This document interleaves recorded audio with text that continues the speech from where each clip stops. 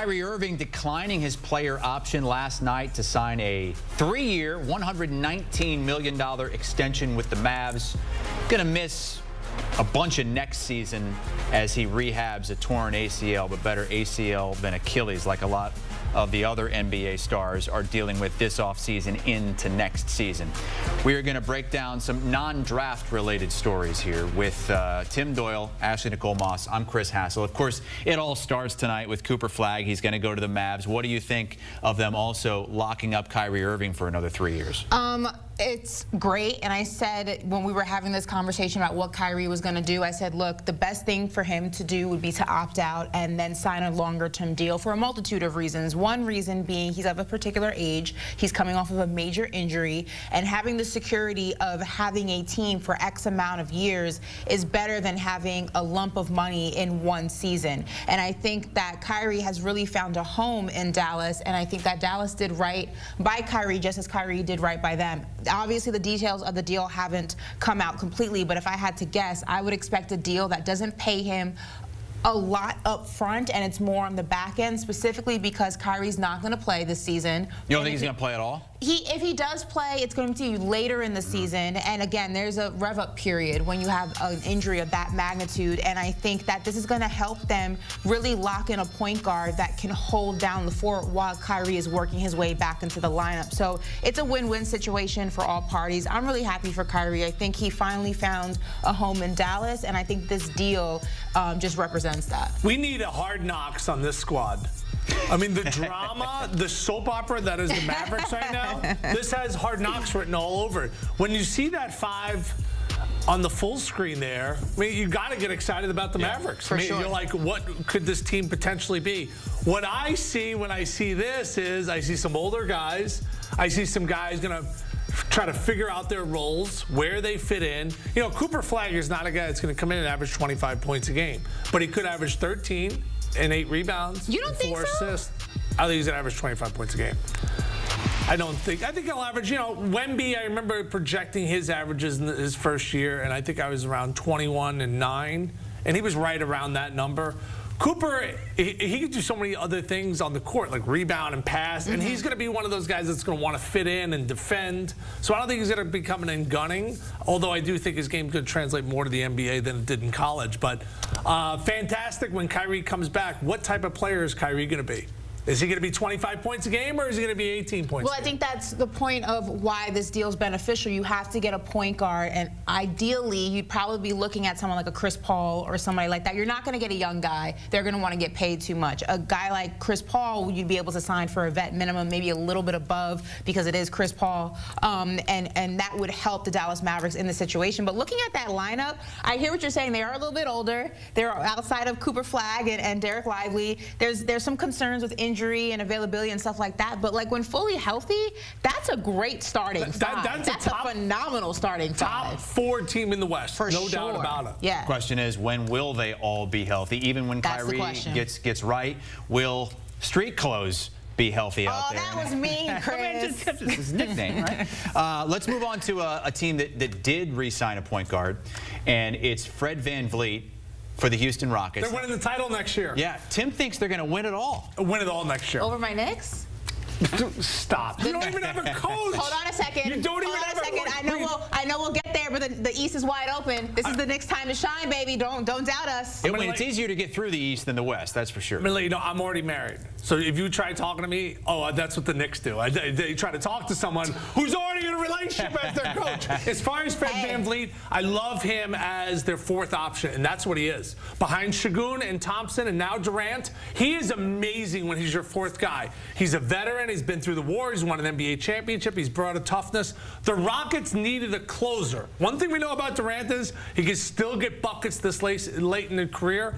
Are they better than OKC? It's close. But what a matchup that would be in the playoffs. I'm taking the Rockets next year at 9-1 to win the title. Yeah, I really like the signing of Fred VanVleet. And to Tim's point, he is a guy who can't hold a lot of the responsibility of a lineup, of a franchise, of an organization at this stage in his career. So the position that he is in is beneficial to both the Rockets and to him. But if we go back to that projected starting lineup, I don't know. Maybe they would give him some starts. I mean, look at here. This is a nice little starting five. You're starting to buy what I'm saying. I didn't. You just winked at me. Put her on air right now. She winked at me and said I agree with you. I did not say contender. The jury is still out for me. When we talk about the Western Conference, we talk about a conference that's extremely packed. We can't get over OKC. The Grizzlies are going to look different. You have San Antonio. We don't know what they're going to do. That team is It's still a phenomenal team. It could be a championship team, but as we know, just because it looks good on paper doesn't mean it translates to results. You have to see them play together, and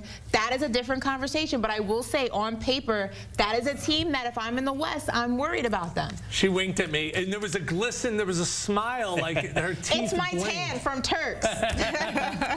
Tim's tan is really popping off here. He's got a tanning bed in his house, though, in Chicago, so it's kind of cheating. Really?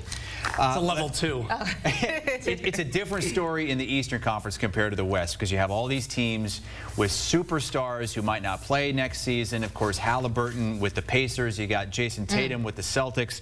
And the Celtics are doing a lot of moving and shaking here. Drew Holiday to Portland, Kristaps Porzingis to Atlanta. What do you think about what Brad Stevens is doing, Ashley? I just want to say he is better in the front office and behind the scenes than he ever was as a coach, and that is no shade. What this man has been able to do, first of all, you're able to flip someone of Drew Holiday's age, and this is no knock. I still think he's a phenomenal player. Defensively, he's a unicorn. We don't see guys like this anymore. But to flip Drew Holiday for everything, multiple picks, and a player under the age of 30, Simons is what, I believe 26 years old? That in itself is impeccable. I don't know what the Portland Trailblazers' love affair is with Drew Holiday. They keep trying to get their claws into him. They finally did. But the way that he's been able to get the Boston Celtics in that second apron, below the second apron, without really being too messy is very impressive. That is a veteran front office guy. He knows what he is doing. It is impeccable, but I will say this. I still think there's more dominoes to fall in the Boston Celtics organization. I don't think we're done seeing moves.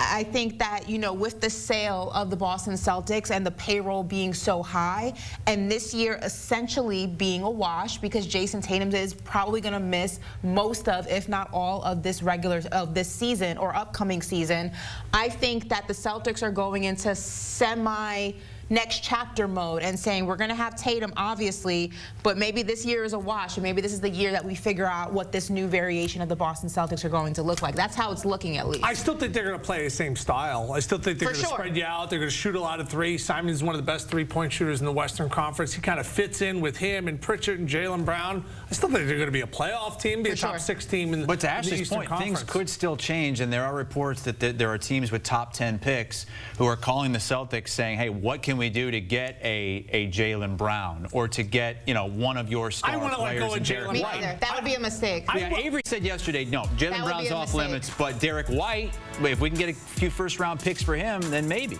I want to mention this because it's less sexy, and we kind of joked about the Drew Holiday thing. If you were following Portland late in the year last year, they got hot. There's talent there. You know what they're missing? A veteran presence, a guy who's been a professional, who's been through the wars. Like, you brought Fred VanVleet into Houston, boom, 41 wins, boom, 53 wins, 2 years.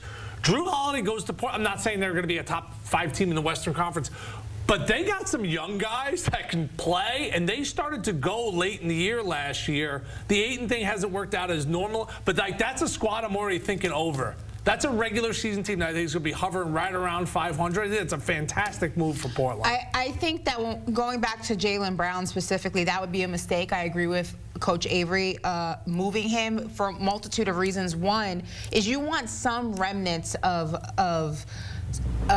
what's the word I'm looking for? Chemistry? Chemistry, yes, thank you, for Jason Tatum when he returns. And if you completely change this Boston Celtics team, that is going to put the entire trajectory of this team in disarray, because now essentially you're starting from scratch. If Jason Tatum comes back and now has to figure out how to play with 4 new guys. When you have Jaylen Brown there, it's a little bit more seamless, because I do think the Celtics are not done making moves.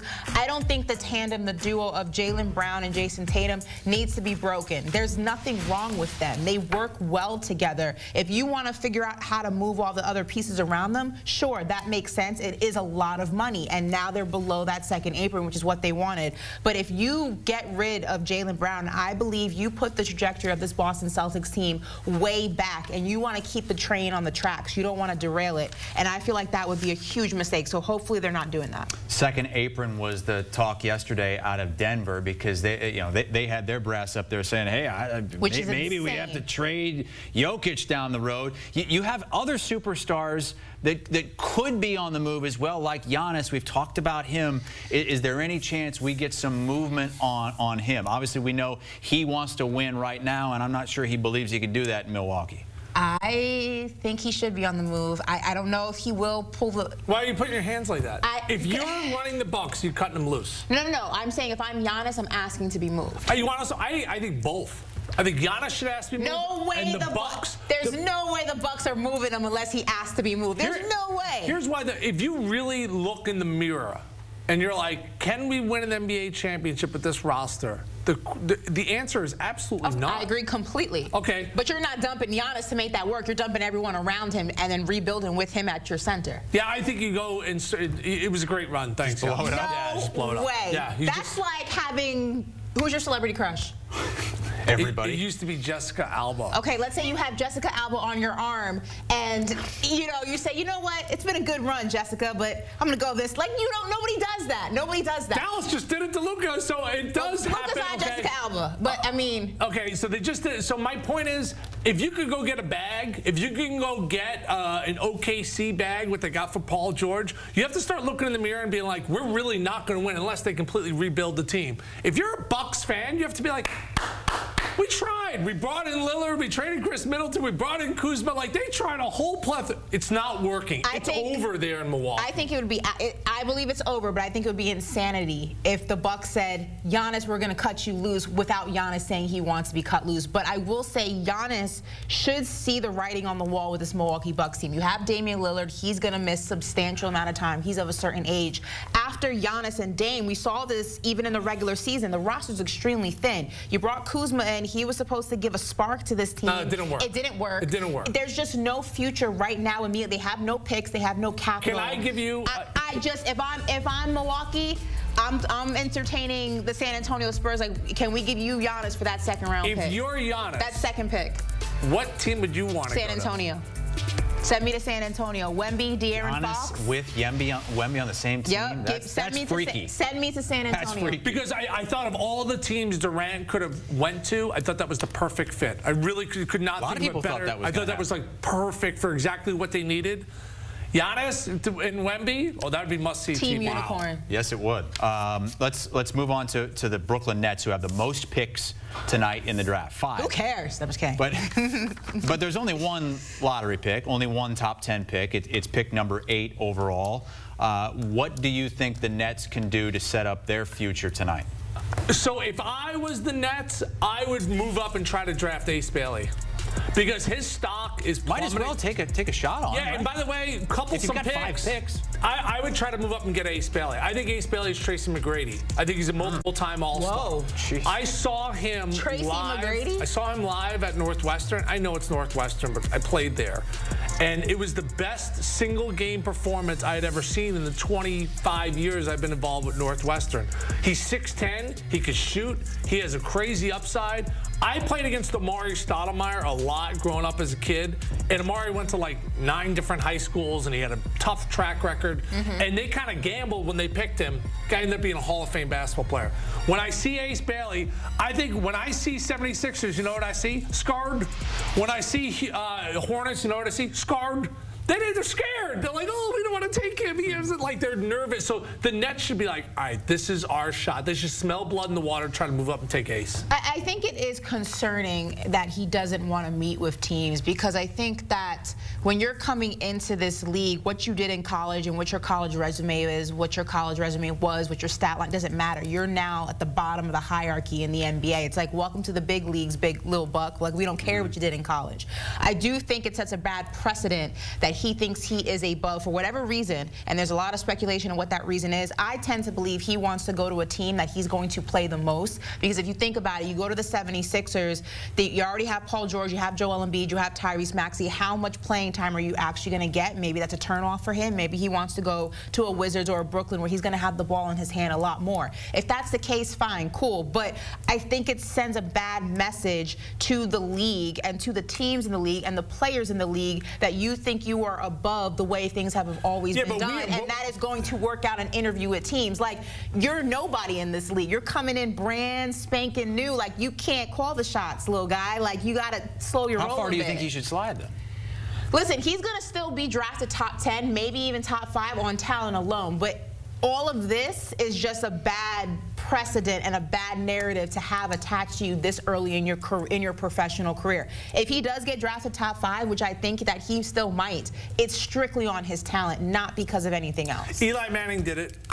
John Elway did it. I'm not so it's happened. Those guys have won titles. John Elway and Eli Manning made it clear that they wanted to go to a particular team, but they still went through the interviews and did all the, shenanigans. He just came drafted. He said, "Yeah, don't draft me because I ain't going." They were also like the Cooper Flags of their draft, right? I mean, Cooper Flag. And they came from a Manning pedigree. This guy may end up, when we look back on this, I mean, it's going to be 14-year payoff, right? Because these guys are like 12 years old.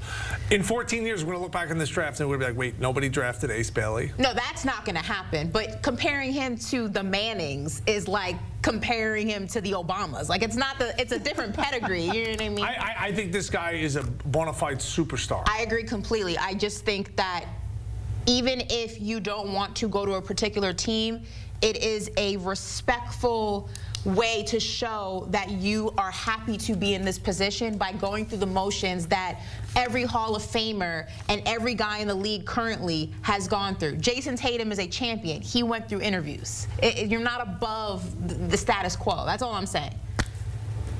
It's unusual, there's no doubt about it, and you wonder what he is hiding, yes. Right? You're hiding something if you don't want to go through this. So why are you doing that? I'm not saying he's Royce White, but it kind of reminds me of the Royce White situation from 15 years ago. That did not work out in the NBA when the Rockets drafted him with a fringe lottery pick. Tim Doyle, Ashley Nicole Moss here as we get ready for the NBA draft tonight. Ashley had a draft preview yesterday on Triple Threat. You had Chris Walker, and you even let Kyle Boone come in for a chat. You guys yelled at me when I told you that. What's wrong with Kyle? Well, I'm glad that you gave him his due here on draft week. Check it out. It airs live on CBS Sports Network. If you missed that yesterday, you can find it on the CBS Sports YouTube page.